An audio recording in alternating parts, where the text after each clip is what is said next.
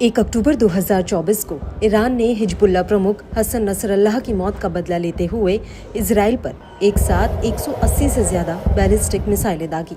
ये मिसाइलें जॉर्डन का एयर स्पेस लांघते हुए इजराइल में तबाही मचा रही थी और इस दौरान इजराइल के अधिकतर इलाके हवाई हमलों के सायरन से गूंज रहे थे।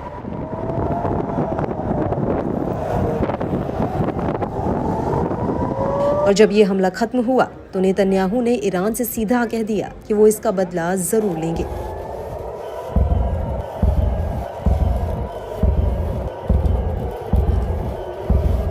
और नेतन्याहू के इस बयान के बाद ऐसी खबरें उड़ने लगी कि इजराइल ईरान के परमाणु ठिकाने पर हमला कर सकता है।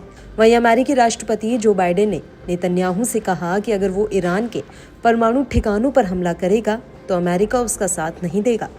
लेकिन ऐसा लगता है कि इजराइल ने बाइडेन की बात को भी दरकिनार करते हुए ठान लिया है कि वो ईरान के परमाणु ठिकानों को तबाह करके ही रहेगा। और यही वजह है कि ईरान बार बार इजराइल को ऐसा नहीं करने की चेतावनी दे रहा है और साथ ही अब उसने खाड़ी देशों से कहा कि वो इजरायली हमले के लिए अपने हवाई क्षेत्र का इस्तेमाल न होने दें।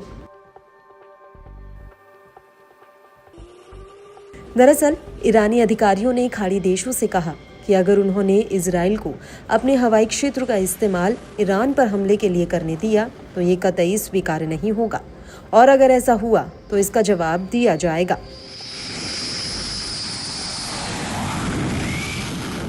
हालांकि अंदर खाने ईरानी विदेश मंत्री अब्बास अराकाची ने सऊदी अरब, कतर और अन्य खाड़ी देशों के नेताओं से मुलाकात की और उनसे अपील की है कि वो इजराइल और ईरान के बीच किसी भी संघर्ष में निष्पक्ष भूमिका में रहें।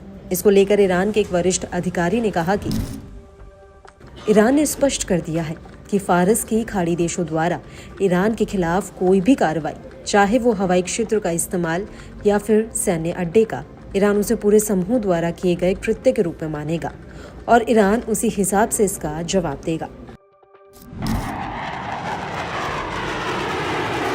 हालांकि ईरानी अधिकारी ने यह भी कहा कि हमने खाड़ी देशों से इजराइल के खिलाफ क्षेत्रीय एकता की बात पर जोर दिया।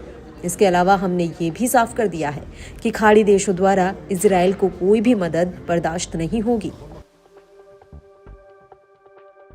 वहीं ईरान को ये भी डर है कि इजराइल उसके तेल भंडारण पर भी हमला कर सकता है, क्योंकि सऊदी अरब की अगुवाई में खाड़ी देशों ने अपना तेल उत्पादन पहले से ही बढ़ा दिया है और अगर ईरान से तेल सप्लाई ठप होती है तो ये देश तेल की अतिरिक्त डिमांड को भी पूरा कर सकते हैं। हालांकि ईरान ने अभी तक इन खाड़ी देशों के तेल भंडारण पर हमले की धमकी तो नहीं दी, लेकिन उनसे ये जरूर कहा है कि अगर इजराइल की मदद की गई तो वो इलाके में इन देशों के हितों पर हमला करेगा। ईरान का ये इशारा सीधा खाड़ी देशों के तेल ठिकानों पर ही था।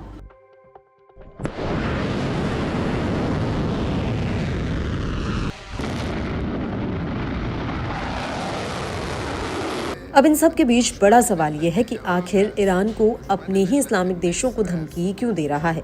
तो आपको बता दें कि लाल सागर में हूती के हमलों को रोकने के लिए अमेरिका की अगुवाई में ऑपरेशन प्रॉस्पेरिटी गार्जियन शुरू किया गया था और इसमें पर्दे के पीछे से सऊदी अरब, बहरीन और जॉर्डन, कुवैत जैसे मुस्लिम देश शामिल थे और इन देशों ने कई बार यमन से इजराइल पर दागी गई मिसाइलों को मार गिराया था। सबसे अहम बात यह है कि बहरीन, कुवैत, कतर, सऊदी अरब और यूनाइटेड अरब अमीरात्स में अमेरिकी सैन्य अड्डे हैं, जहां पर हजारों की संख्या में अमेरिकी सैनिक और उनके हथियार तैनात हैं। इसी वजह से ईरान को ये लग रहा है कि इजराइल इन देशों की मदद से उस पर कोई बड़ा हमला न कर दे।